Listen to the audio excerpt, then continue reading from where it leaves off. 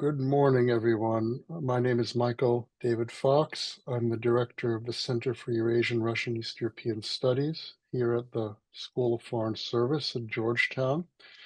And it is a particular pleasure to begin this session of Russia and its neighbors with Jill Dougherty, because our guest today is Mikhail Zygar, who not only is someone who is a friend and colleague, but he has presented at Georgetown before on when his book on war and punishment came out.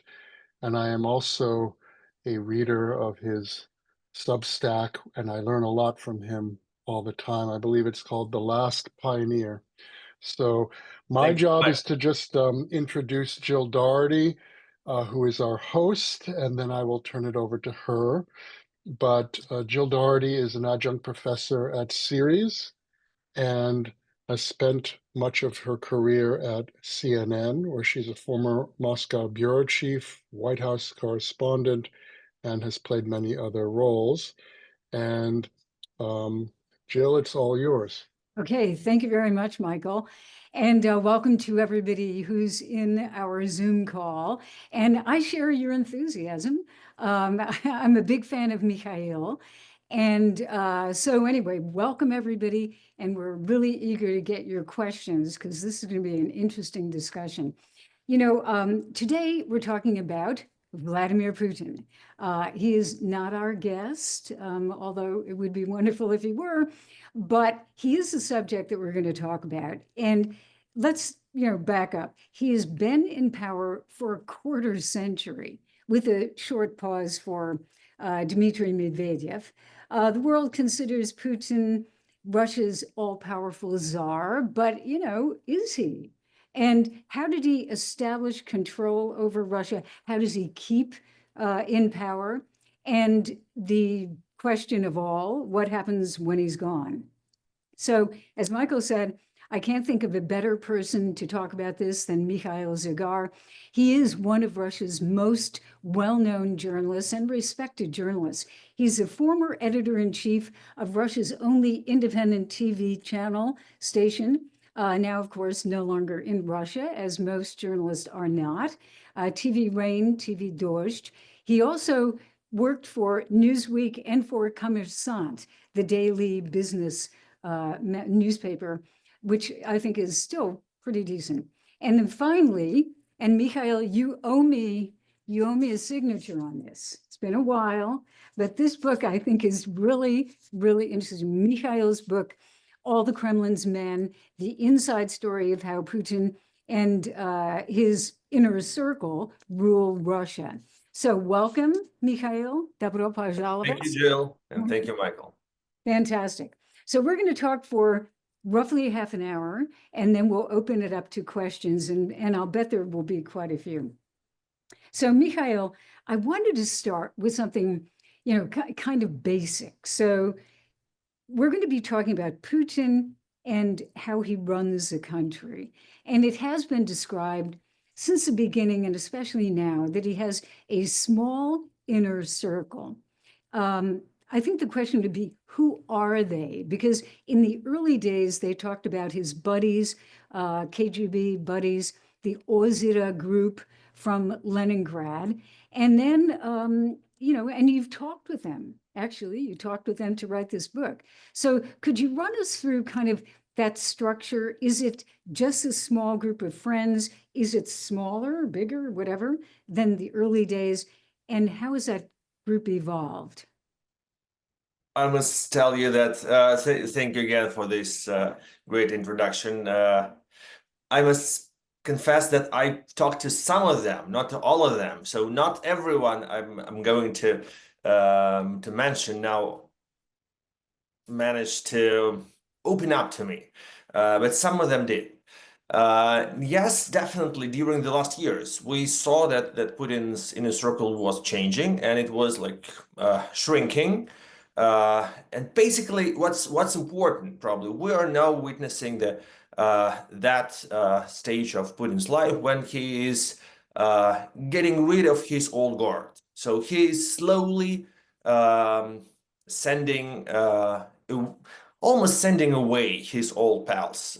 They are going to be retired within the current presidential term. That's the broad expectation within the Russian elite, and he's trying to a bit distance himself from his old guards, old friends, although some of them are still influential. And probably when we are speaking about the person who is number 2 in charge, there are several variants. For many years, we used to say that Yuri Kovalchuk, his old friend, another member of Ozera cooperative, the person who has never been a state official, the person who is literally the only Russian oligarch, although we sometimes call a lot of, like all Russian rich people, oligarchs, but originally, if we look up at the dictionary, oligarch should be someone who has political power, and like number of oligarchs are those people who are running the country. So now definitely businessmen are not running the country. Businessmen scarcely have any influence on Vladimir Putin, except for Yuri Kovalchuk, who is just a private person. He doesn't hold any political position and never had. But he is the person who owns literally all Russian independent media, all Russian major private media, including First TV channel, and most other TV channels actually as well. And he's been known for being the closest person to Putin, for example, during the self-imposed lockdown during COVID pandemic. And that moment, he was particularly influential. He's considered to be like co-author of Putin's concept of the war on Ukraine. Since the beginning of the war, his influence has obviously diminished, because he spends much less time with Putin, because Putin is really busy with running the war. He as he always does, he handles everything by his own. As 20 years ago, he was running Gazprom as the CEO of Gazprom, when he had a concept of creating an energy superpower. He was running Russian relationships with Ukraine for many years. He was, when he cared mostly about Ukrainian domestic policy, he was running Yanukovych's presidential campaign as if it was his own presidential campaign. So now he's running the army. Now he is actually serving Russia's Minister of Defense. And that's why the influence of all those people who are not directly connected to the war is not that big. But Kovalchuk is still there. He is still probably the closest buddy. But we saw last year a very important sign of Kovalchuk becoming less important, because Kovalchuk was trying to lobby his son for the position of CEO of Gazprom or Rosneft. He offered Putin 2 choices for his son, Boris Kovalchuk, who was running the electricity giant Inter-RAO for a few years. And Kovalchuk Sr., Yuri Kovalchuk, had the dream to get his son in charge of the biggest Russia's corporation, and the answer was no. And it was very that was seen as perceived as a sign of humiliation of Kovalchuk, especially because Kovalchuk Jr., Boris Kovalchuk, was appointed to be the head of accountant chamber, which is basically considered to be the honorary pension. No other active politician or aspiring young political star has ever been there. Only people on their way out of politics, like Sergei Stepashin, former Prime Minister Sergei Stepashin, or former Minister of Finances Alexei Kudrin. So now we see that Kovalchuk is not so important, but still probably could be considered number two. Another contender for that position of number two is Sergei Chemezov. He's probably the one who is running Russian economy. He is the CEO of Rostec, the state monopoly that produces all arms, all weaponry. So he is the most important person in Russian economy because he could be compared to Marshal Ustinov with his competence and power. Marshal Ustinov used to be Brezhnev's Minister of Defense. But actually, he was civilian as well. He was well known because he created Soviet military-industrial complex, and he was the czar of VPK, of Soviet military-industrial complex, and he always considered that was the most important part of Soviet economy, and Soviet Union could not save any money, but everything should have been invested into military-industrial complex for the sake of hypothetical nuclear war with the West. And the influence of Chemezov is just as high as Ustinov's used to be. Now we see that Russian economy is basically working for the war. In the current Russian government, there is no, for the first time in Russian history, there is no vice prime minister in charge of economy, but there is first vice prime minister Manturov, Denis Manturov, who is in charge of military-industrial complex. And Denis Manturov is basically right-hand man of Sergei Chemezov. So Sergei Chemezov is not the member of the government as well, but he is the most important person who commands the government, as well as Yuri Kovalchuk is probably one of the most important people who has domestic policy in charge, because Sergei Kiriyenko, the overseer of Russian domestic policy, is considered to be Kovalchuk's man. Just to sum up, I need to mention the third person who is clearly on his way out. Nikolai Patrushev, for many years, was considered to be a very important person, former overseer of security services, but last year he was sent into some kind of humiliating pension. He is now the presidential aide on shipbuilding, which means nothing, which means that that was the first clear sign that Putin has started that process of getting rid of his old friends. It reminds me of the last years of Stalin, but clearly Stalin was going to start the real purge against his old friends like Molotov and Voroshilov and Mikoyan. Putin is not going to get rid of them completely. He's going to appoint them to symbolic and honorary positions, but they are not going to be as important as they used to be. Yeah.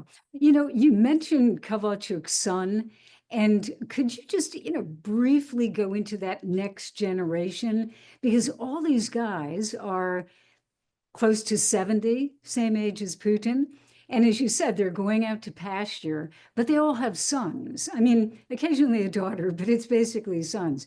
Is there any, could we, big picture, could we say that the next generation is being brought into positions, or is it not? You mentioned Boris, and obviously he didn't get what he wanted, but what about that next generation? First, probably you have heard the famous Soviet anecdote, why the son of the general cannot become a marshal. No, actually, because Marshall has his own kids as well. So yes, probably all of them want their kids to have their positions, or very high positions, and most of them are trying to lobby for their kids. But at the same time, there are two little problems. One of them is that most of those kids are not princes. Let's call them princes or nepo babies. Kremlin nepo babies are not that talented and not that thirsty, not that energetic as their parents used to be. And obviously, we haven't heard from Boris Kovalchuk a word since he was appointed to be the head of a counter chamber. So as well, probably we haven't heard anything from him when he was the head of Interrao. As well as Patrushev's son, who is vice prime minister in charge of agriculture, is not the most active minister in Russian government. And actually, everybody understands that the real person who runs Russian agriculture is his former deputy. Now she is a minister of agriculture, Oksana Lut. So he was not the real minister even before that. Now he is promoted to be the vice prime minister. And that's also rather symbolic. Most kids who are being promoted have their parents as the most important driving force, and they cannot be considered the real political players so far. So they are not really proactive. They are not that. What's good? They are not a threat. We know that Putin doesn't since he was rejected by KGB after graduating his high school. He was told that we don't welcome people who have initiative, and he doesn't welcome people with initiative as well. So he's afraid of too bright people. He prefers mediocre. And yeah, that's great that most of those princes are rather mediocre. Yeah. But that's an obstacle. There is another problem. One of my sources recently told me that probably the most important issue that is being discussed around Kremlin is the issue of longevity.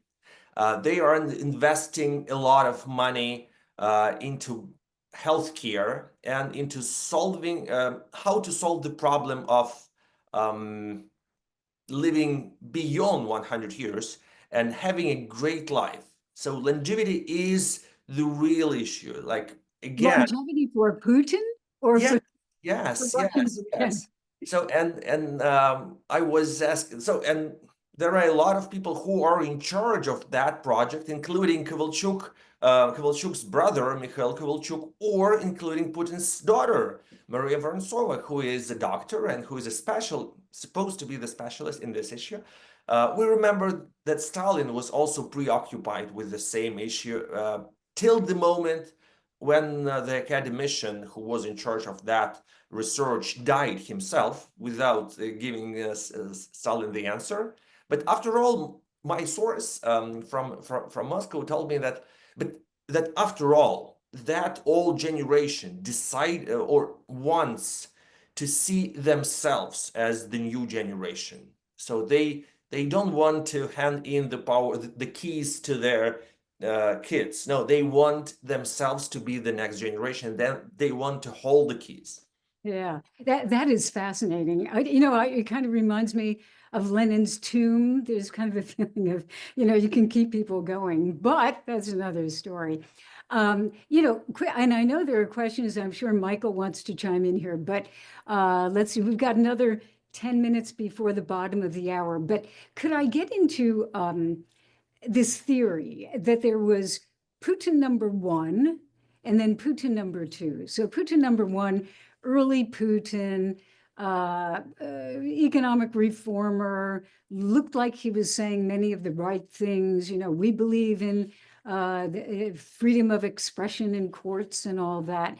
And then Putin number two as chip on the shoulder, anti-Western, giving up on the West, etc. Now, this is another kind of broader question, but do you think there is that evolution in Putin? Was he, I'm going to say it this way because I work in TV, so I'll say kind of, in a crude way, but was there a more liberal Putin in the beginning and now he's much more conservative, or was he always a controller? We're coming to the field of theories now, so we will never know for sure. And I'd like to make sure that we're not talking about the doppelgangers and fake. Yeah. You know that in my book, All the Kremlin's Men, that you have just shown, I have even 4 Putins. And I've got 4 parts of the book, and Putin the first, Putin the second, and until Putin the fourth. So I really believe in any human being's transformation. I think that people change, and definitely the Putin, that one, Putin who was picked by Yeltsin's family as the successor in 1999, was not the same person. At least that's something I believe in. I'm sure that he didn't have a strategy to prepare Russia for the new Cold War with the West. He definitely was trying to make friends and to be the partner, to be the respected partner of George W. Bush and Tony Blair and Gerhard Schroeder.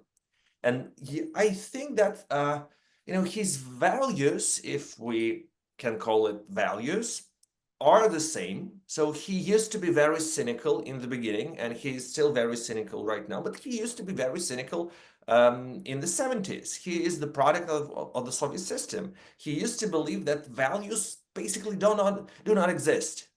There is communism is not achievable.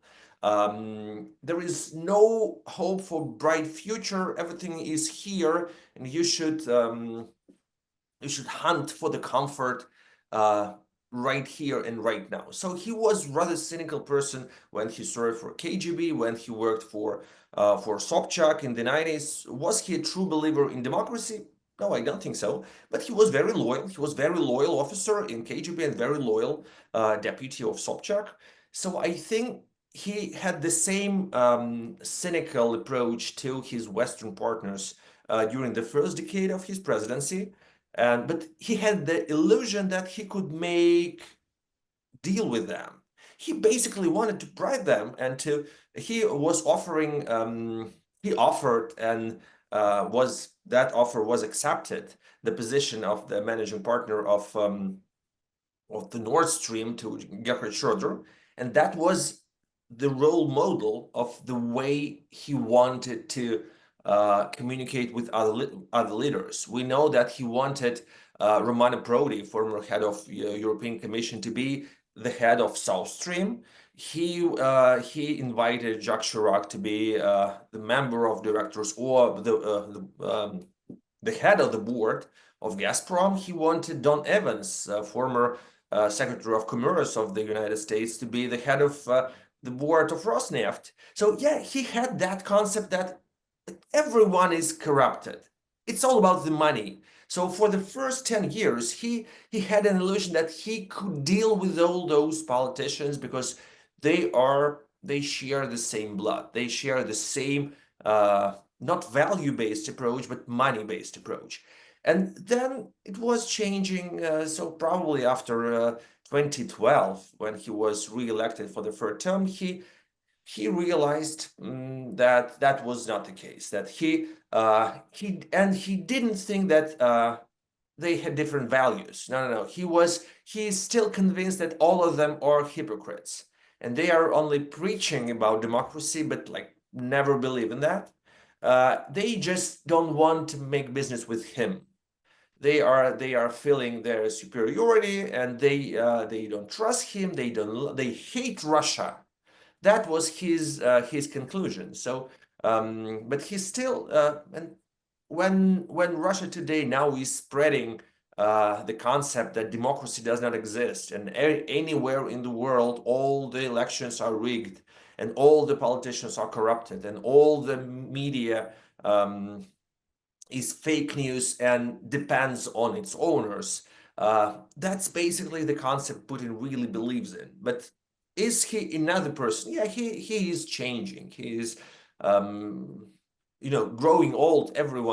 All of us change. One quick question, and then let me make sure. Michael, I presume you have a question, and there's some good questions coming into the Q&A function, so we will get to those in just a few minutes. So please put your questions in there. Mikhail, in terms of kind of his style, you mentioned a lot of international leaders, his style of dealing with international leaders. And right now he is dealing with President Trump. I remember, and this came up just recently, people recalling the time that he was dealing with George W. Bush, and Putin told him the story of when he was in, his dacha burned down, and miraculously, and you have this in your book, I think, early on, he told Mr. Bush, I had a crucifix wore around my neck. I thought it had burned up in the fire, but miraculously they found it. Now, with President Trump, you have a couple of other things. The statement to He was praying for him after the assassination. The same story. Exactly. Okay, so give us and I know now we're getting into psychology, but give us a description of how Putin interacts with people and, tries to, I'm going to use the word manipulate, but tell me, about that, if you would. I think that he was trained to be to deal with people. I think I remember it from the interviews of his former wife. She was telling he was telling her when they just met that his job is to talk to people, and he cannot do anything else except for dealing with people. And basically, from the beginning of his career, he knows that lie is not a sin but a virtue. Being a spy, his childhood hero Stirlitz from the 17th moments of the spring, that means that you must live in never-ending lie. You have a legend for yourself.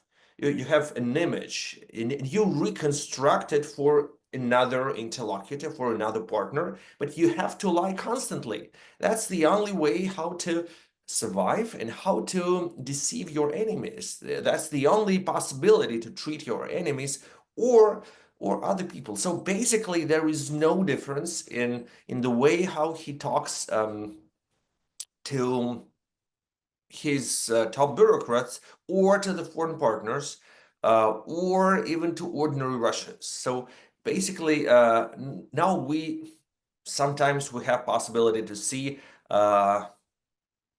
his public meetings with wives or mothers of soldiers who were killed during the war, and every time we see only pieces of all those footages, but it's always very nice. He's really charming, and all those women are so thankful, and they are so they love him. They somehow they were supposed to be to look sad, but he knows how to talk to people the way they want him to talk. He says everything they expect him to say. He knows how to think about other people's psychology. Sometimes he's trying to mock or to intimidate his partner, as he was doing with Angela Merkel, for example. Another famous story when his Labrador turned up in the room of negotiations before him, and he knew beforehand that Angela Merkel was afraid of dogs, but he did it deliberately. So yeah, he does that every time. He lies to his to the members of his administration to organize the rat race. We saw that with Shoigu and Prigozhin. He was complaining to Shoigu about Prigozhin and complaining to Prigozhin about Shoigu to make them enemies. So he is the very good tactical player in that. Yeah. Michael, did you have something that you want to jump in with? I have many questions, but I'm going to try to focus on one because my questions, if I get another chance, I'll ask another one. But this one is slightly different, but it builds on what Jill was saying about the several incarnations of Putin and your remark that there have been, he's evolved, but circumstances have also evolved, but there are certain cores there. But certainly 2022 was a shock to many people because he took a huge gamble pulling the trigger on the war and was willing to risk all the transformations that have since occurred And I talked to a lot of people from Eastern Europe, from the Baltics, from Poland, who are absolutely convinced that Russia is inherently expansionist now. So the previous image was that he was rather pragmatic, cared about money and power, but not ideas. And now the notion is almost reversed, that Russia will, as soon as possible, invade other countries. But, you know, not only about Putin, but the whole leadership around him. It seems to me that there are some mitigating factors, not just the weaknesses in the army and the economy that have been exposed by the war, but also the fact that, Ukraine and Belarus play a special role in any putative expansion. So what is your assessment of, like, how is there some sort of expansionism or likelihood? Are the East Europeans justifiably concerned? Thank you, but I have two answers for your question. If you ask me if East Europeans should be concerned, my answer is yes. But if I consider Russian leadership to be expansionist, my answer is no. And I think it's okay, and that could coexist. First, I definitely like we know now that in the beginning of 2022, all Russian political elite was in shock. Most of them did not expect the real war to be started. Usually, the example of Sergei Lavrov is given as the person who learned it from the news on TV. But even more striking example is Sergei Chemezov, who is in charge of the production of the arms. But he was in Israel that day. He was not even in Moscow. He was not warned to come to Moscow, so he was unaware. And most of them, especially Russian business, but Russian political elite as well, was really depressed because they were sensing the catastrophe. They were expecting Russian economy to collapse. They were expecting everything to go really badly. And now we can, at least what they feel that didn't happen. Although many people in the West say that the war exposed the weakness of Russian economy, they say that the war exposed the strength of Russian economy. And Russian economy is still growing.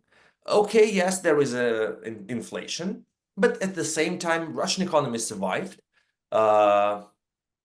due to sanctions partially. Money are locked inside the country, and Russian oligarchs cannot withdraw their money to the foreign offshores. They have to spend them at home. A lot of money, a new stream of money is flown to those regions who used to be depressive. And now they are, because of the production of the old Soviet military production, the industry there. So Russian economy is in turmoil, but it's not a catastrophe. And a lot of people feel much better. A lot of people feel that they were wrong in 2022, and Russia survived, and Putin again managed to get away with it, although they were not expecting that to happen 3 years ago. But still, I haven't heard and I haven't seen really the real proof for the growing popularity of expansionism in Russian elite, with minor except for obviously crazy people like Malafeev, who represent a very noisy little group of Russian elite, but still that's not the mainstream. Konstantin Malafeev is not becoming more influential. He's as not so influential, but very visible as he was 3 years ago. We don't see and we don't hear any real talks about the possible annexation of Belarus. That would be the clear sign of the growing Russian expansionism, and basically the best moment for expansion of annexation of Belarus was probably in 2020 when Lukashenko's regime was in trouble and revolution almost happened there, and he had to ask for help from Russia to remain in power. And now there are a lot of rumors about his health and that he's weaker and he might be sick, and he is looking for a successor, but within his own family, not he's waiting for a Russian governor to be appointed. So and there are no speculations and there are no plans of annexation of Belarus, although that would be quite a natural result of the new concept of Russian imperialism. But we have at the same time, the concept of ongoing war, that is something that is obviously needed, and he's not going to stop the war because he needs the war. But the main goal of his foreign policy is creating the chaos in outside world, and he needs Europe, probably most of all Europe, to be chaotic, because for now Europe is seen as the most important, the biggest enemy of Russia. All the latest pieces published by Sergei Naryshkin, head of the Russian intelligence, with Russians and Americans fighting against Eurofascism, and all new rhetorics about Eurofascism shows that yes, Europe seems to be the biggest enemy. And in that case, really, Latvia and Estonia are the potential targets, because they are not because Russia needs new territory, but because it's really easy to threaten NATO. It's very easy to destabilize NATO. It's very easy to break everything of the previous world order in Europe by attacking or starting new limited military operation in Narva, for example, or in Liepaja, and to challenge NATO. Is really NATO capable to start World War III for the sake of 10 square kilometers of Estonia or Latvia? So basically, that's the question he's eager to ask. He doesn't need to occupy the whole Estonia. He would be fine with Narva for the sake just of pissing off Europeans. We have a great question from Ambassador William Courtney. Did Soviet Politburos more broadly represent various sectors of society than do Putin's close advisors today? Is Putin's cohort mostly ex-KGB? Thank you, but I cannot agree with you 100%, because if we're speaking about his friends, most of them are KGB. If we're speaking about something that could be called new Politburo, we must include some people from the Russian government, for example. And Russian government is not the product of KGB, and basically we can see that all those people who are called systemic liberals, although they are considered to be not an influential force in Russia at all, but still, even now, Russian government is the bunch of systemic liberals, including Prime Minister Mishustin, including Minister of Finances Siluanov, including Elvira Nabiullina, and like all of them.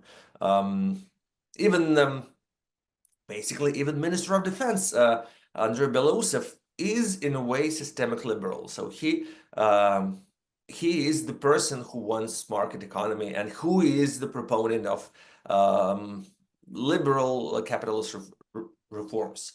And none of them, including Belousov, is from KGB. But I think the comparison with Soviet Politburo is really relevant. First, because of, I mentioned the mediocrity as the most important criteria for Putin, and he inherited that approach from the Soviet Union, actually. That was the key personal criteria in Politburo, and all the members of Brezhnev's Politburo were, although they could argue. We remember that in 1979, when the issue of the invasion of Afghanistan was discussed, Prime Minister Kosygin was against it, and so they could argue during Politburo meetings, but actually most of them were people without initiative and without any potential to challenge the leader, to question the system. They were very dogmatic. They were more true believers of communism than believers in cynicism, as we have them now. But the impression of Putin's Politburo is definitely pretty much the same as, and yes, definitely they do not represent Russian population, because Russia is very diverse, especially for now, especially young generations of Russians, post-Soviet generations of Russians, have completely different values and completely different mindset. That is really different from all those older products of Soviet psychology. Mikhail, you are a journalist and you're also an observer and a writer. So I want to ask you a question that combines kind of a couple of things. If you look at right now, if you look at Russian media, it is, I would say, all propaganda all day long. And the propaganda up until recently has been very anti-American, very anti-West. So I'm looking at the anti-American part of it. Now enter Trump, and you have a reestablishment, something going on, reestablishing the relationship. So let's say that the war against Ukraine is over, and we have some type of renewed relationship with the United States. How does Putin switch gears? And maybe he's doing it now. You can see some of this. How does he switch gears from we hate the United States, they're out to invade us and take over our country, to, oh, we can be, partners with the United States again?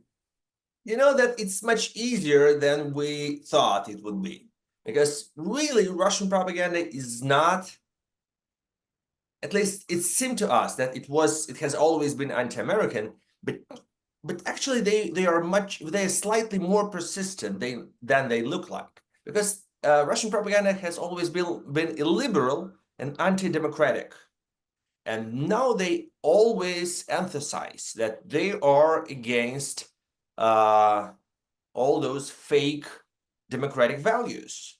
They preach that democracy does not exist. And they are fighting against liberal values. They are fighting against woke. They are supporting traditional values, family values, conservative values, and in a way, they would continue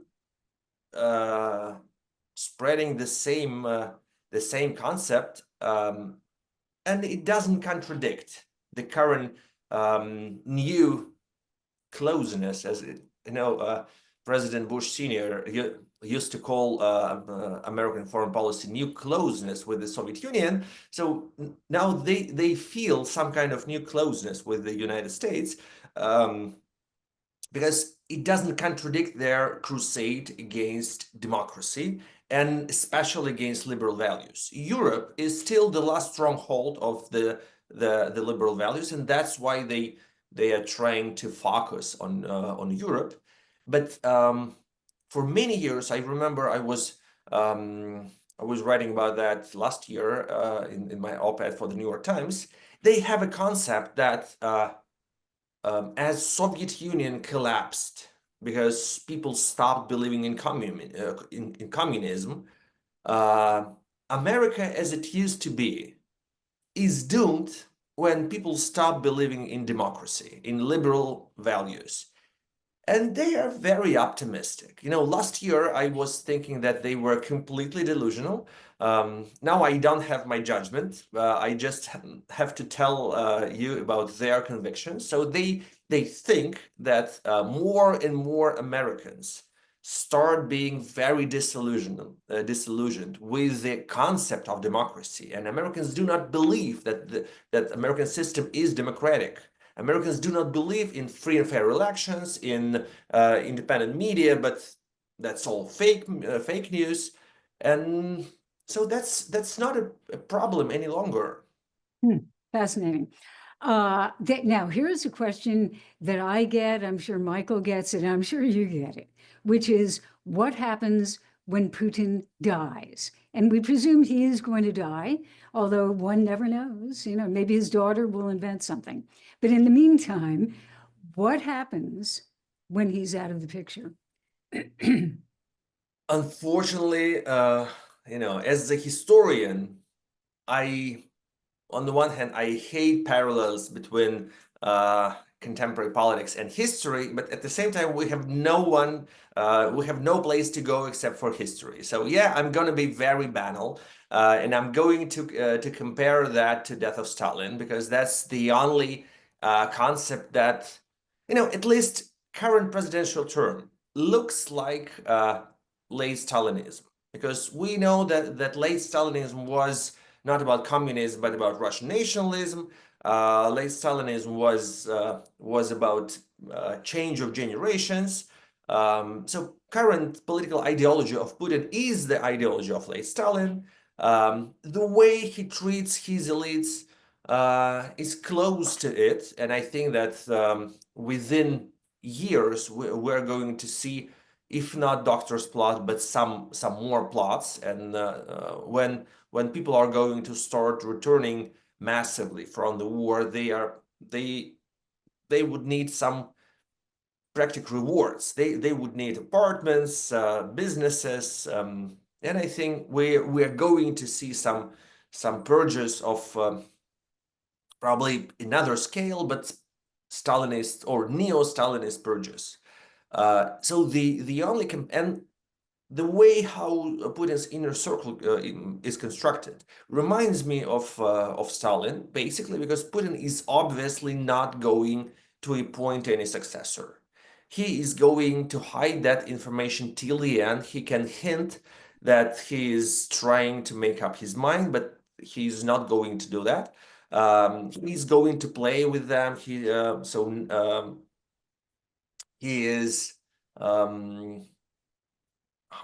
selecting few favorites, and then he will change them for different people. So basically, I believe that in the end we are going to see a bunch of people standing around the dead body in the puddle, and it's going to be very tough issue for them to decide who is going to be the next Malenkov.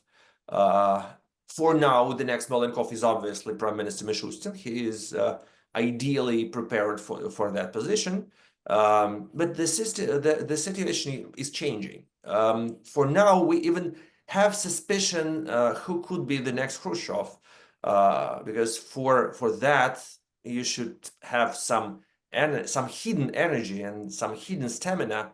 And I suspect that for now, Sergei Kiriyenko is the person with that potential. But everything is changing, and you know, I think Putin is thinking of that, and Putin is like there are a lot of rumors of inevitable replacement Kiriyenko, and he's going to be removed from the administration and appointed to be some kind of viceroy of new occupied territories. He's going to be sent to Ukraine and replaced by some person from the government, for example, by Dmitry Chernyshenko.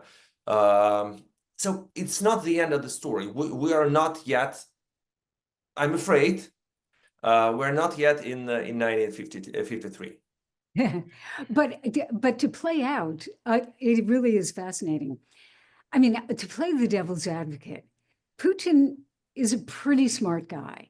he has to know that if he does not have some plan, even if it's way back in secret, that it will be, the death of Stalin and fighting and infighting and everything.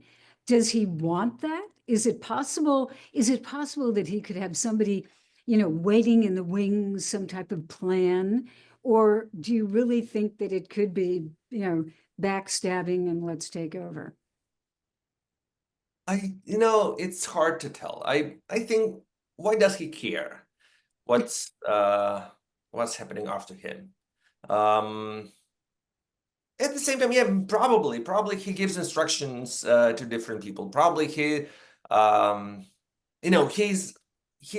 is obviously the only one who's got the young relative of the high potential, unlike Kovalchuk and Patrushev, and that's not his daughter. Like his daughters are not really bright political stars, but his niece Anna Tsivilova is probably the only Nipo baby who is acting as a real politician, and she skyrocketed last year from just a humble wife of governor of Kemerovo to the deputy minister of defense. So probably he's going to appoint her as some kind of heir apparent. I'm not sure. Or Alexei Dumin, or we are waiting for Alexei Dumin to be Can I raise another topic? Absolutely. Because yes. I think the question of late Soviet precedents, we keep coming also back to Stalinism, and you could also even talk about Nicholas I maybe as such a long period of rule. But the question that I have has to do with the emergence of a new ideology, right? Because it's clear that something like a regime ideology, whether it's shared by the younger generations, clearly they're attempting to inculcate it. And this is really an astounding development, given, if you remember the 90s, when it was a joke to talk about the new national idea, right? So I'm a historian of Stalinism, and it's a really intricate question about how the worldview of the leadership, the kind of cynicism and manipulation and tenets, illiberal tenets that you've been talking about relate to a ideology that's propagated, right? Because on the one hand, they think they're manipulating everyone and just inculcating loyalty, but on the other hand, there is a projection of certain values and attitudes in the creation of that new ideology. And we have this, geopolitical emphasis, which reflects that kind of cynicism. So I'm just wondering, and you said actually that late Stalinism was about Russian nationalism. I would say imperial nationalism, but they were also marinating so much in Marxism, Leninism, that the people in the system had to respond to that, just like they may have to respond to this new ideology. So what are your thoughts? It's a really complicated problem. Yeah, and we have 5 minutes left. Yeah, it's the most complicated and the most interesting question. And probably the shortest answer is that their ideal state is Orthodox Iran, and they know that it's not achievable, but to create the unified theocratic state would be ideal. And basically that concept of replacing communist ideology with Orthodox Church, with Orthodox Christianity is, as you know, is not new. It was authored probably by Solzhenitsyn in 1972 when he wrote his letter to the leaders of the Soviet Union. It was ridiculed by Vladimir Voinovich, but at the same time it was also the CERES concept of Vladimir Kryuchkov, the last head of KGB of the USSR, who was actively trying to support Russian Church and to make Soviet Union less about communism but more about Christian spirituality. So yes, that concept is still alive, and we see that they are trying to create something out of Russian Orthodox Church, some kind of ministry of new ideology. The way how they are promoting conservative values probably should mean that they believe that Russian population is religious enough to support it. At the same time, we all know that according to all the surveys, less than 1% of Russians go to church on Sunday, although everyone considers themselves to be Christian, Orthodox Christians. So there is a problem. Yeah, they need highly mobilized, younger, brainwashed population that believes in something. They don't believe in anything at the same time, but they want to create that artificial, synthetic ideology. And yes, it's clear that they are sometimes they are more successful in that, but we always see that they are always afraid of true fanatical believers. They don't trust Dugin. We know that although Dugin is a superstar globally, he has never met Putin in person. He's not close to him. They don't trust Malafeev. They don't trust any of the ardent Russian fascists, because anyone ardent is dangerous. But this has been a great discussion, and I appreciate it very much, Mikhail. I would urge people to read the books that Mikhail has written. He's also on Substack, and you'll find him, I think, on social media almost everywhere. And I appreciate your journalistic credentials connected with historian, and your ability to analyze what still is pretty opaque to the rest of the world, how Putin runs Russia. So thank you very much, Mikhail. Yes, thank you. Thank you very much this was great. Thank you so much. And we hope to see you again. Yeah. Probably in the end, I must announce that this fall, I'm going to publish my new book that is going to be called The Dark Side of the Earth. And that's going to be the book about the collapse of Soviet Union and how actually the current Russian political generation was brought up during those years, and was like their values were shaped during the last years of the last decades of the Soviet Union. Fantastic. Well, we'll have to have you back to talk about that one too. Absolutely. Yeah. And speaking of thanks, we want to thank Georgetown University's Center for Eurasian, Russian, and East European Studies, and also the ever generous support of the Carnegie Corporation of New York. Thank you very much. Really appreciate the questions and participation. And we will see you, I think, in the fall, right, Michael? Absolutely.